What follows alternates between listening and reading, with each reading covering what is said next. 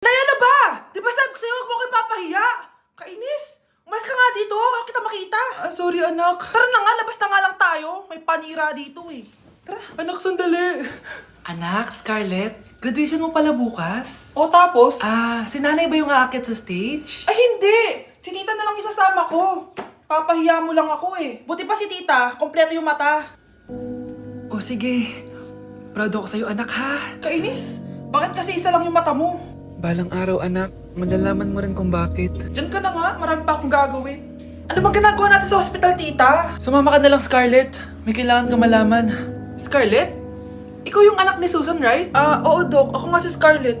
Ba't kilala mo ko? Oh yes, I remember. Ikaw yung batang na-aksidente dati, yung nabulag yung kaliwang mata.